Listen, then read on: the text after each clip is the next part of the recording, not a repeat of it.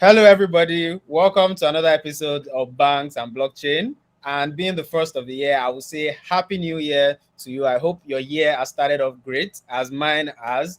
And I'm so glad to welcome you to Banks and Blockchain. I mean, we are sorry that we are starting on the last week of the year, but we had to put a lot of things together to be able to serve you better. And remember that blockchain is your favorite blockchain show. And what we do here is try to educate and enlighten our people about the potential of blockchain technology, the challenges, and everything surrounding the restraints and where blockchain is headed in the year. And there has been so much news about blockchain technology, especially with cryptocurrency. I know everything is coming down, but of course, we know that the value will always continue to increase. And so I'm very, very excited to have you here. And another exciting thing is that we have an amazing individual, and we are starting the year with women. I mean, women are the future, and women are the way forward, and women are the best gender.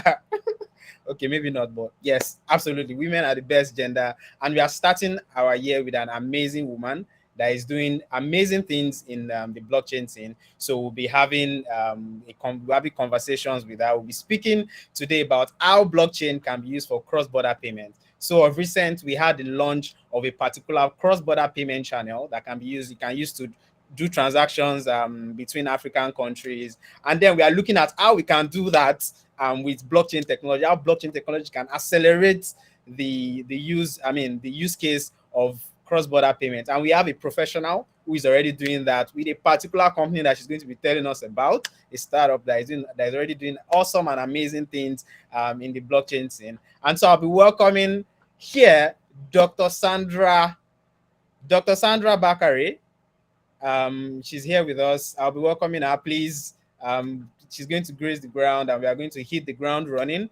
We have very limited time, so we are going to take as much from her as possible, and hopefully we get the best and the best and the best from her. So Dr. Sandra Bakare will be coming up shortly, and while she's still trying to come up, we have a lineup of fantastic individuals for the year.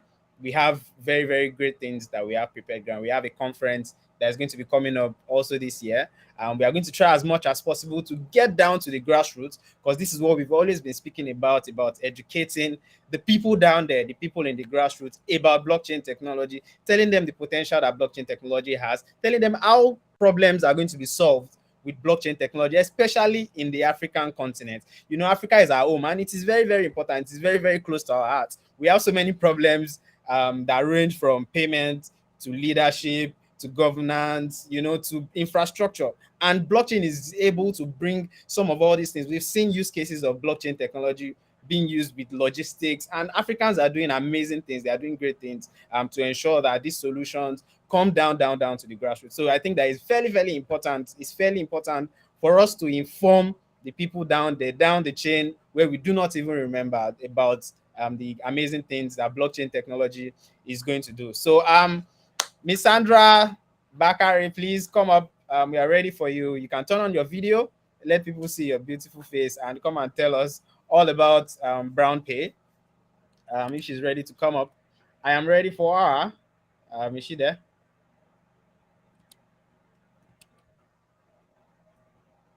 Okay. Yes, she's here. Yes, yes, yes, yes, yes, yes, yes. Hi, Sandra. How are you doing? How is your day going? How is everything? How is blockchain? All right. I can't see you and I can't hear you yet.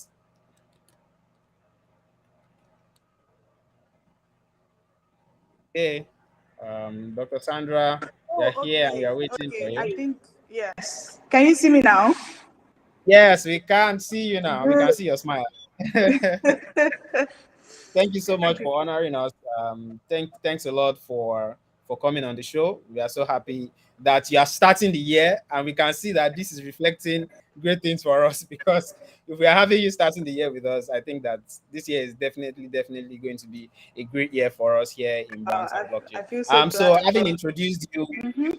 yes, thank you very much. I just did a short introduction about you. So please, you can go ahead and tell our viewers who you are, about your journey into blockchain and how you see the blockchain scene. Let's just start that as an introduction.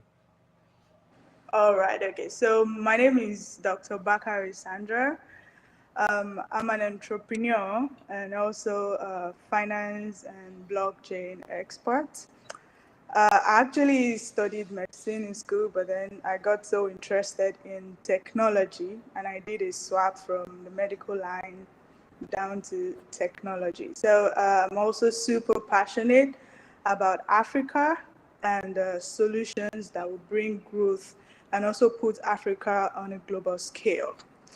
So blockchain, I would say, is an interesting technology that has been on for a few years now. But then the adoption of blockchain has increased in the last 5 years, more than 100% than the way it was before. And the adoption and use case of blockchain has also increased. Different people have been exploring use cases, how it can also be a solution solver, and all of that. That's a nice intro. Yes, that's very very that's brief and very very powerful. Thank you so much for that, and we are glad to have you once again. And we already see what you are doing in the blockchain scene, and we really appreciate that. We are glad that women can also come up, and take a stand and also bring more solutions into this scene as it is. So very quickly, we'll be speaking about cross-border payments, which I'm sure that you have experience in. So let us understand how exactly blockchain can be used for cross-border payments. What exactly is that use case?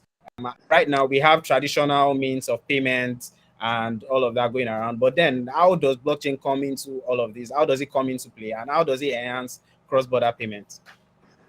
All right. So let's give an example. If you want to send money from America down to Nigeria, or we could even use Tanzania, what is actually being transferred is value, not really that cash is moving from one place to the other. It's value that is transferred.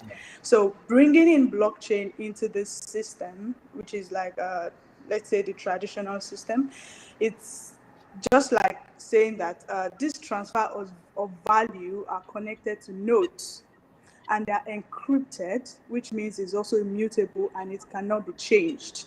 So blockchain brings that layer of security between both ends.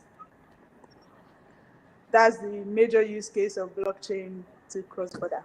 Very brief, very fast.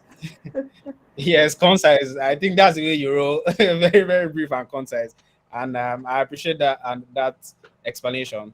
However, looking at blockchain and bringing it home to Africa, because here we really like to speak about this continent and the potential that we have in this continent.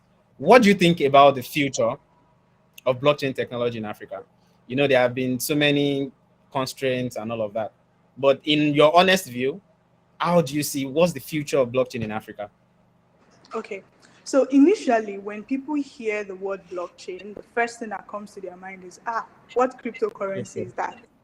And Yeah. that actually, I wouldn't blame them. That is because crypto has actually adopted the use of blockchain and decentralized finance over the years. So when people just hear that, they just feel like it's crypto. But then blockchain is a technology on its own. It's more like a distributed ledger system, more like a spreadsheet, Excel, that when you move something from A, all the nodes depend on the type of privacy that is put on it. All different part of the nodes are going to be aware that column A was moved to column B.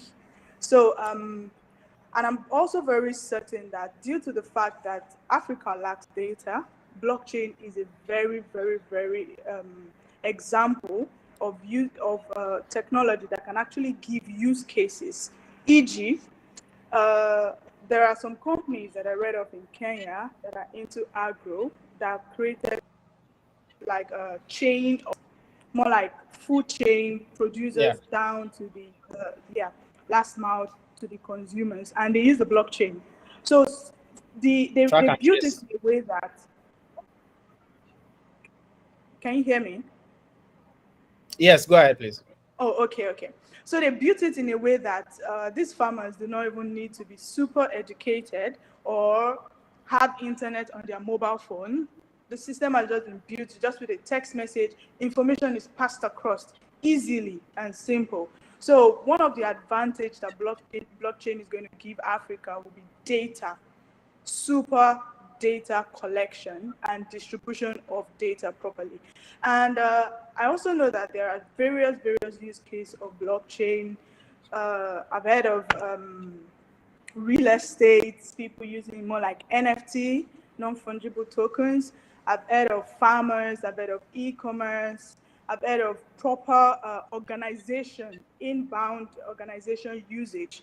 So blockchain has a lot of usage in Africa. And due to the fact that a lot of Africans have been so exposed to technology, some of them are also building on previous technology, including blockchain. I'm very positive that it's just a matter of 10 years. This particular evolution is not going to pass us. I'm sure of that.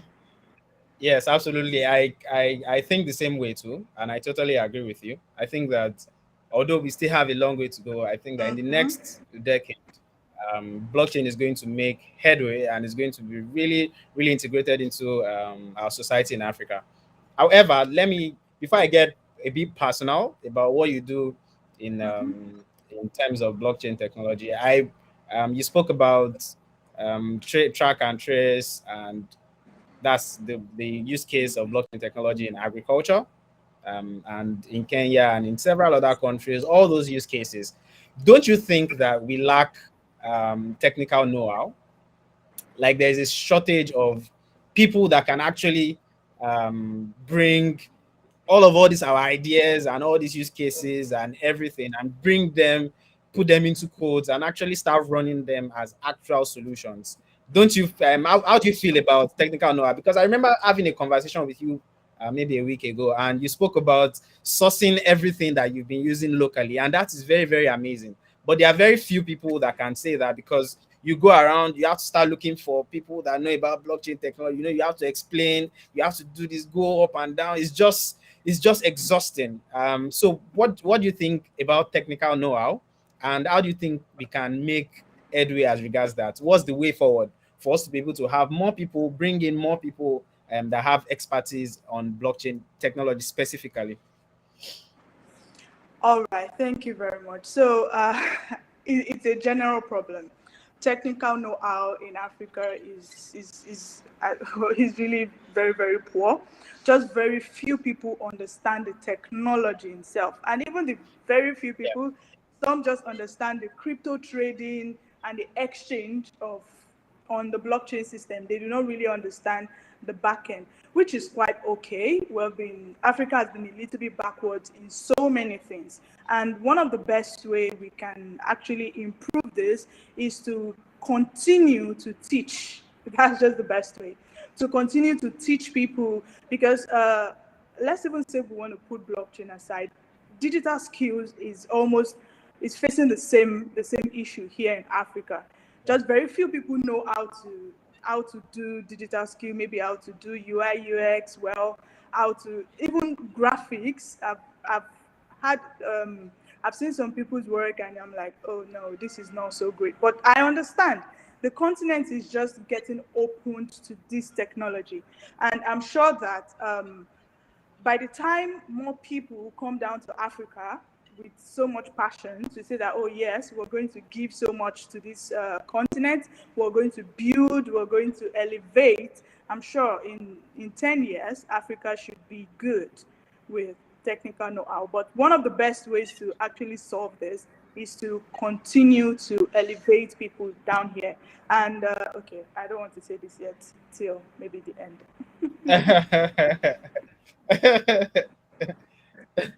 Okay, thank you very much. That is quite elaborate. That is very, very elaborate and resounding.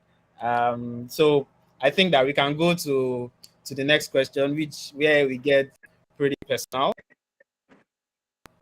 You've been able to. It's obvious that you know, and you've spoken about blockchain technology generally.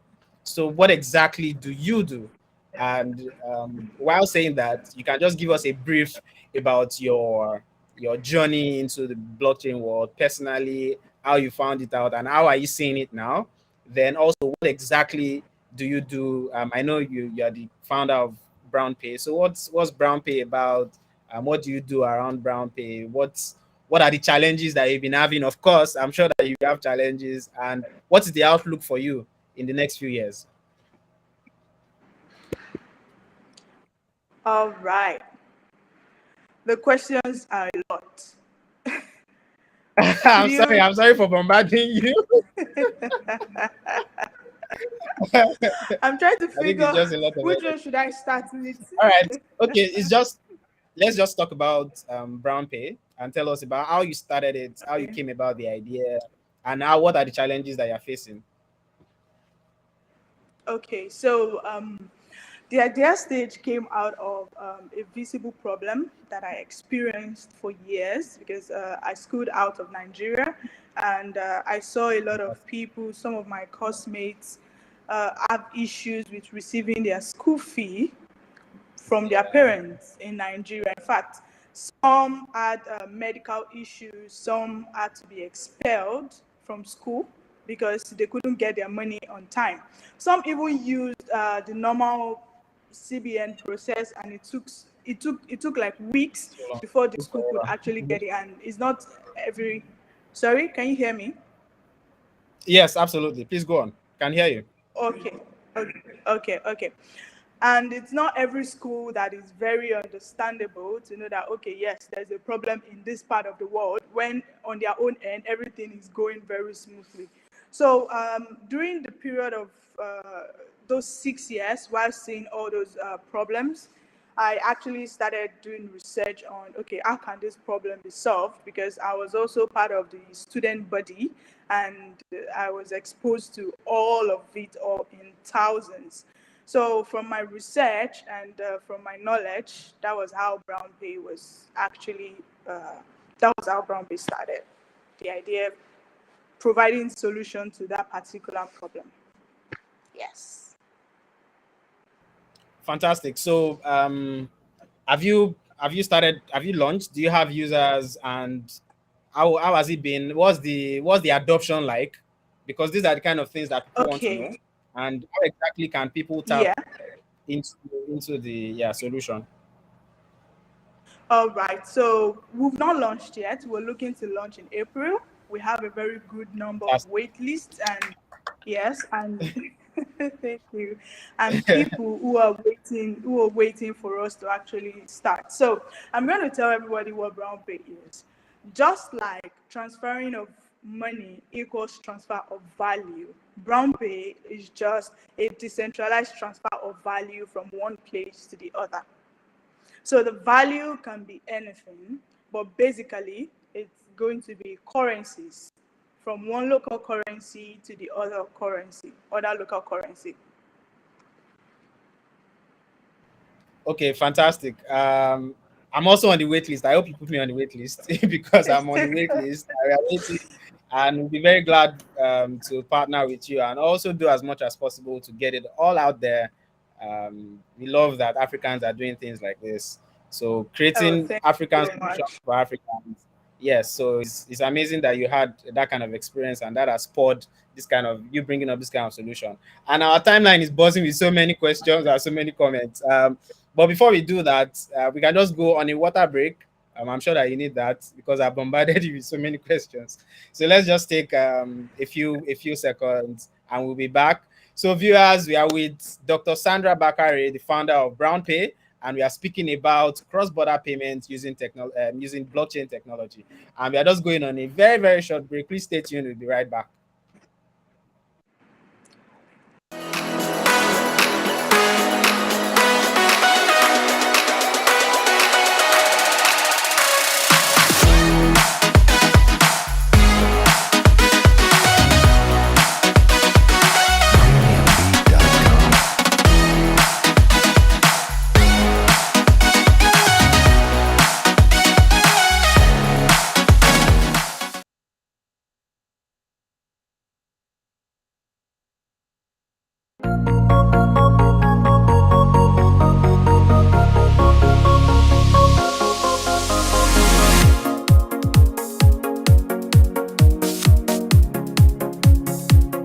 CNETv, the first and leading 24/7 live broadcasting blockchain, cryptocurrency, and fintech TV application. On our mobile app, you have access to our latest news updates ranging from esports, fintech, iGaming, blockchain, cryptocurrency, and artificial intelligence. We bring to you interviews, analyses, cryptocurrencies, market reviews, and live events. Download our app today from your iOS or Google Play Store or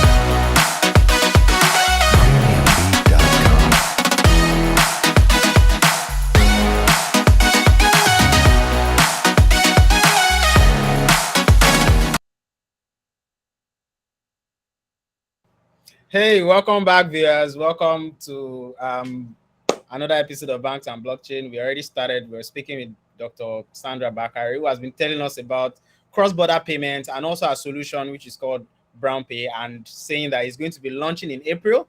And they already have a very, very long wait list. And we're also part of the wait list, and we are hoping and praying that it's successful so that we can say that, yes, Africans are bringing African solutions to Africa. So before I ask my final questions, I think I want to take some of the questions that we have. If you can bring Dr. Sandra back, please, I want to see her beautiful face so that she cannot say I'm the only one bombarding her. So you're already being bombarded with questions here, so it's not my fault. So I think I would not be able to take all the questions, but let's just look at. So there's a question here from Elite's channel.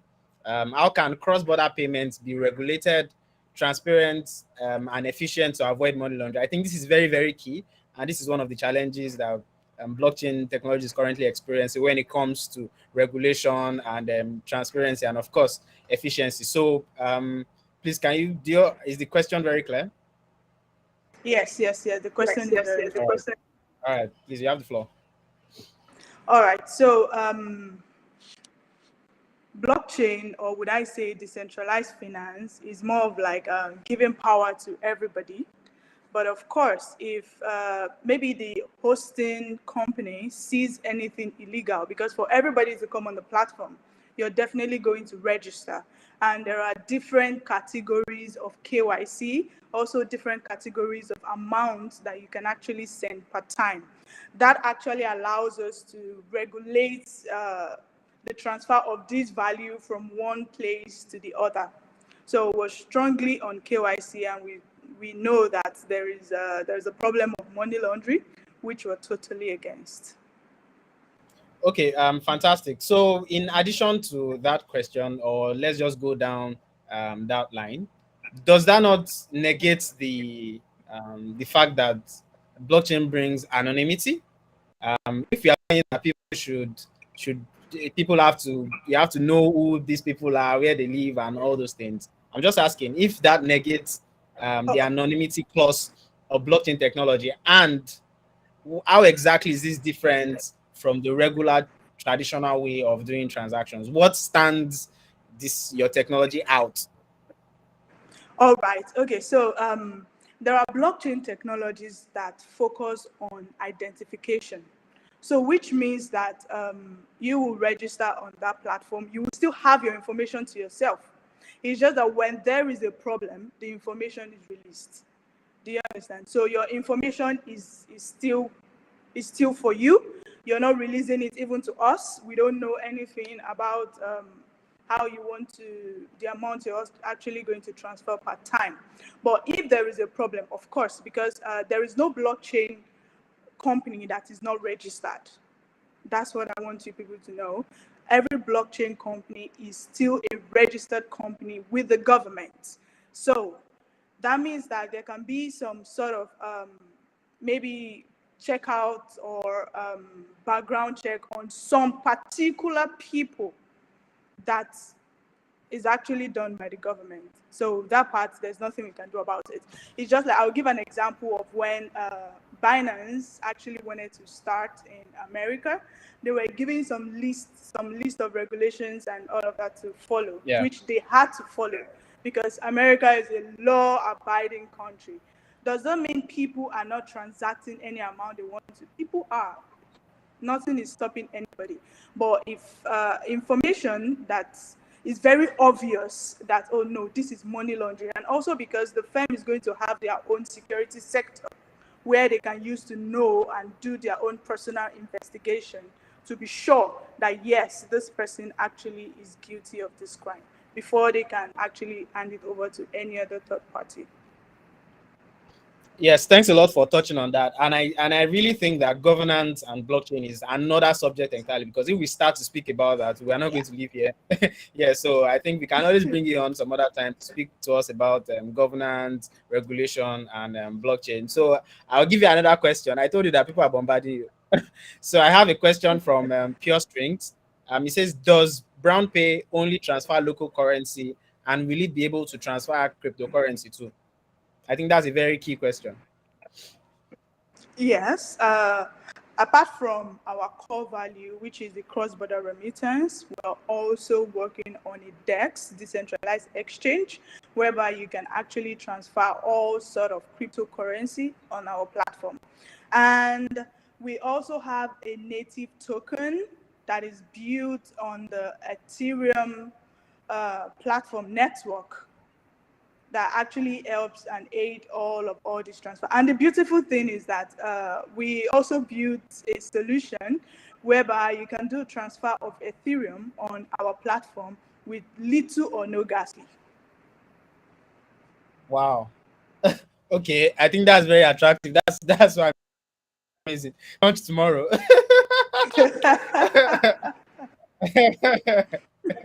Okay, I think you've answered that. Thank you very much. So Brown Pay is not just only going to be about cross-border payments, it's also going to be able to do crypto transactions and other local transfers. Another question from Pure Strings. It said, does Brown Pay have a room for rural areas, prompters or ambassadors? And I think that's in the same line with what we spoke about, getting down to the grassroots. So what exactly are you doing?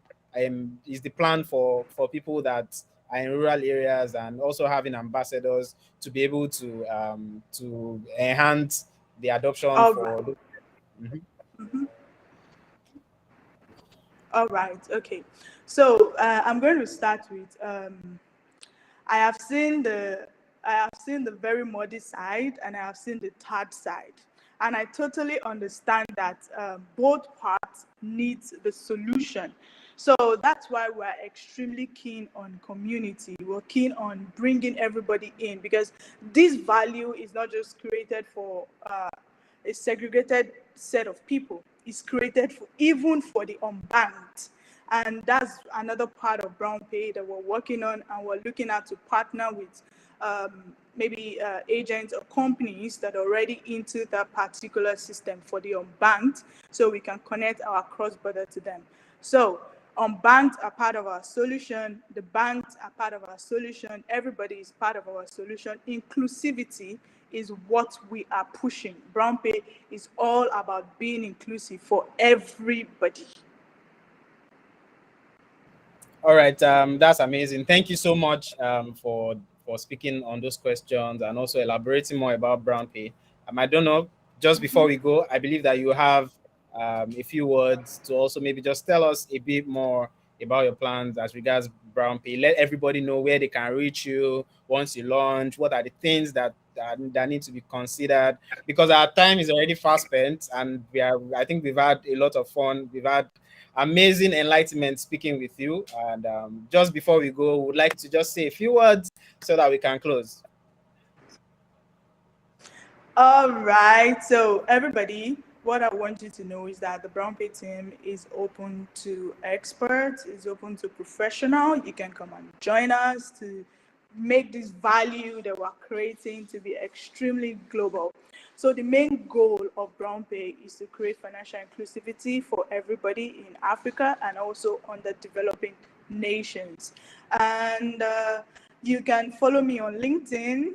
My name is Dr. Bakari Sandra. On Twitter is Doctor for Finance, and on Instagram, Doctor for Finance. You can also go on our platform, brownpay.io. You can see all other information. You can also, there's a contact list, there's a partnership list, and all of that open. You can send us messages. We're so open because we understand that interoperability is key. So we're open to partnership and we're open to growth. Thank you very much, everyone. Thank you so much. Thank you, thank you, thank you, thank you. We cannot thank you enough. We are glad to have had you on the show. Thank you for being our first guest of the year, and we wish you the best with Brown Pay and everything that you're trying to do around blockchain technology. Thanks a lot. And guys, we'll be coming to an end of today's episodes of Banks and Blockchain. Thank you so much for staying tuned. I hope that you've been able to learn a thing or two and knowing so much about the solutions that are being brought by Africans for Africans. So please, I would like you to go ahead and read more about blockchain technology and how it can affect you as an individual, how you can help that person close to you, how you can move yourself forward in terms of upskilling yourself and knowing more about this technology that is going to take us to the moon, as we always say. So thank you very much for joining. My name remains Olubunmi Fabawo, and this program has been proudly brought to you by Coin News Extra CNETv, and I'm so glad that we are starting the year on a very high, and I'll see you again next week. My name remains Olubunmi Fabawo, like I said before. Have an amazing year ahead and have a great week. Enjoy your weekend. Thank you.